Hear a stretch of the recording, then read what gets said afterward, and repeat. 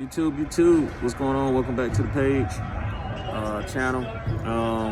Gonna make this real quick. I'm up here at Delta Airlines trying to grab me some freight. Amazingly, as you can see, I'm the only one here, and I've still been here for an hour. So, for all you guys getting into this business, take airport loads at your own risk. All right, so. Oh my God, it's never a quick thing with an airline. But anyway, I ain't gonna get into that. That's another story for another day. So anyway, this video is gonna be about your safety audit. A lot of people have hit me up and requested about it. We passed our safety audit, and that was our first one. So I'm happier than a pig in cold shit on a hot summer day. I tell you what, boys, it was a huge relief. Being able to pass that thing, because it's like if you don't pass it, then they'll shut you down, and I ain't got no time. Nobody got time for that, especially with this economy. All right, so in a nutshell, I got an email just out of the blue. I can't even remember from who, but it was an email stating that there's a certified letter headed to my address that's going to give me details of what I need for this safety audit. It's mandatory that I supply all the documentation that's listed. Failure to do so will result in, I'm trying to think of the term that they actually used to say that they were going to shut me down. Probably was just that. But basically, they were pretty much saying that, they're out of service. There you go. They said failure to comply will result in company being put out of service. Basically, can't operate. So anyway, the email said that once I got the letter in the mail, that it would tell me the date that I had to have everything turned in.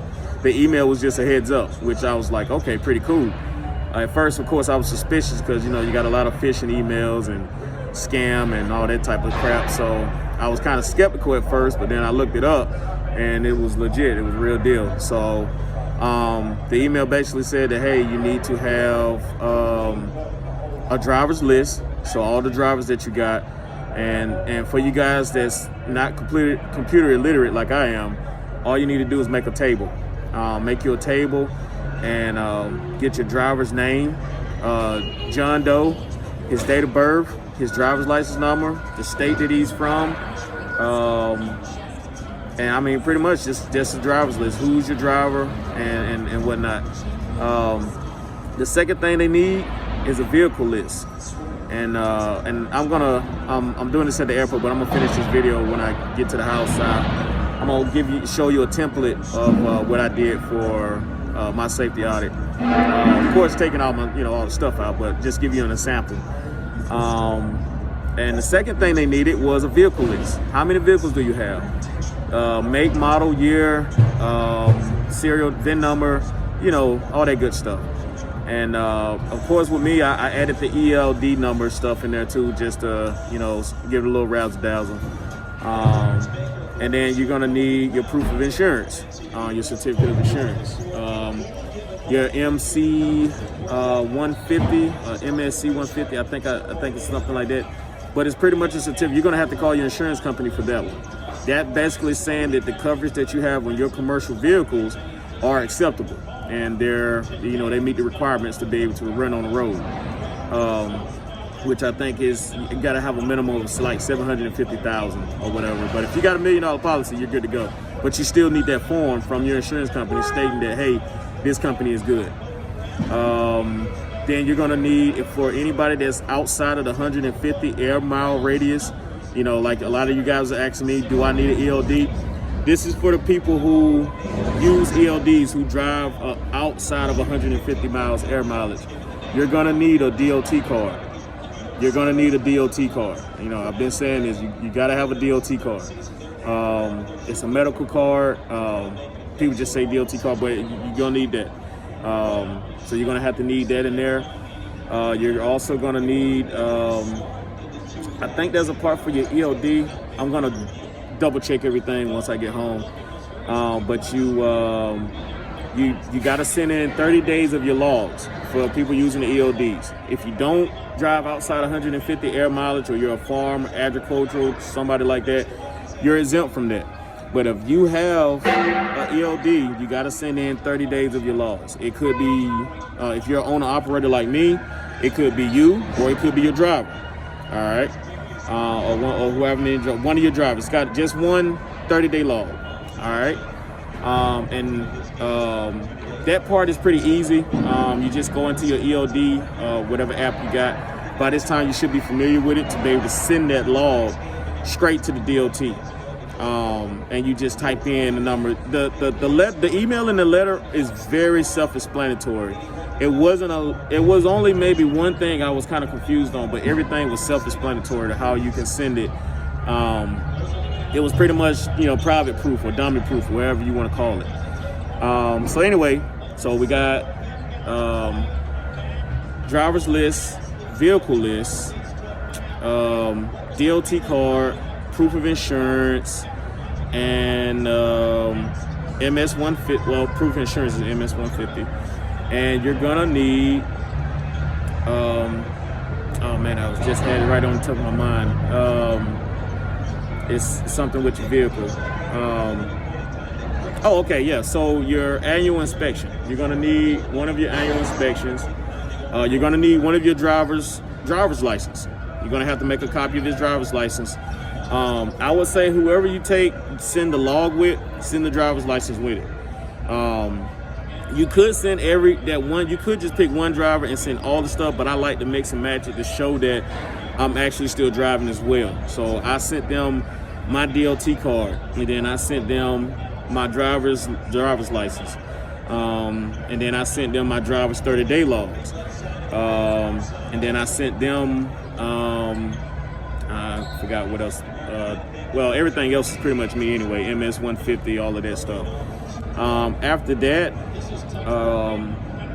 you're gonna just pretty much get all that stuff together, type it out, however you want to do it. I typed everything out, put it on a table, spreadsheet, and then once I got done with it, I just scanned it, uploaded it to my computer. You just need your printer, or with the phones these days, you can just scan it and save it as a file or whatever. And once I saved and scanned it, I went onto the website that they provide. You type in your information, and then it tells there's a block. Each block has a little thing where you just upload that specific file. So one block is going to be like, this is where you're going to send your driver's list. So you'll upload it, and then you type in the little comments, this is my driver's list. And you go from there to there. The only thing you won't upload to that website is your ELD logs, because that's a totally different send. Like when you go to your, when you guys looked at the last video I showed where you're sending your log to the police officer or whatever, there's a part right there that sends an output file, and it goes directly to the DOT, and whoever's doing your safety audit can go pull it from there, just like the officer can, because the same people who are normally going to pull you over are probably going to be doing your safety audit. So just the same way they can look at your logs on the side of the road, they can look at them like that from whatever office they're sitting in. So you submit everything that they ask for. If I'm forgetting anything, I'm going to update it, just keep watching. But that's the... All right, so just an update. I had to stop for a second because the lady was asking me what I was waiting on to give me an update. My plane landed at like 9 o'clock. It's like 15:30 right now, and they still hadn't found it or whatever. But I only been here since like 14:30, so I've been here for like an hour or so. But anyway, just an update for what's going on. Going on as far as your safety audit. So it's a MCS 90, not a MCS 150. That is a form, but not the form that you're going to be needing. You're going to need an MCS 90, which is proof of insurance. Your MCS 150, that's something else. That's another video. But just like your UCR, there's a lot of stuff that come with the box truck stuff. And yeah, my numbers get mixed up every now and then. I think some guy asked me for my phone number or my DOT number, and I was about to give my social security number. But anyway, so also one of the things you're gonna need is you're gonna need an MVR, either that or, and that's what one of the things I was saying that I gave them. I kind of switched it up. I gave them my driver's license, his ELD, but I gave them my MVR, which is your motor vehicle record. So I sent that to them. So you're gonna need an MVR for one of your drivers or you. And hold on. All right, guys. So like I was saying, get those forms. Those forms are gonna come in handy. You're getting this the knowledge ahead of time. One of the things that, when I did get set up with my DOT and all of that, I got the audit preparation packet for Motor Carrier HQ, which basically, pretty much got me ready for this type of stuff, So it's a packet that pretty much gives you a rundown of the stuff that you need to kind of keep track of. The only thing I think I didn't mention was if you do have a box truck that is a CDL truck, meaning it's over 26,000 pounds, you are required, because whoever's driving that vehicle has to be a CDL operator, you're required to make sure that you have a drug and alcohol random testing kind of set up. You can get that at any place anyway. But one of my guys, he's got a CDL, but he doesn't drive a CDL vehicle, so he's not required to have to do that. Only when they actually have to drive CDLs. But if you want to do it, it's still good to do if you decide to go that route. But like I said, if you guys got questions, comments, concerns, criticism, hey, let me know. But we did pass. Oh, one last thing. So once I got contacted by the lady from the office, we briefly chatted because they don't really know what type of business you're running. They just know that you're running a business, commercial business. So they're basically gonna ask, hey, look, what type of, do you have any assets? Like, do you have any trailers? Do you have any hazmat? Do you transport hazmat? Do you have any hazmat endorsements? They're gonna ask you a ton of questions, and you just answer them. And from that part, she tells you any kind of issues she had. I think one she was telling me about, personal conveyance. Like I said in the last video, use that at your own risk. Know what you're doing before you do it. She gave me pretty much just a rundown that one of the times I used PC, she said she don't think I should have, but it's no big deal because it was only once that she saw it. Everything else was good. And I said, cool beans. And then she said that there's one last step, which is she's going to send me a form where you have to fill out, your revenue for the year and your total mileage. And you send that in, and the form it's a little bit more stuff on there, but it's stuff about your business, your EIN, if you're a DBA, which is doing business as, if you're an LLC, and all that good stuff. Your terminal address, stuff like that.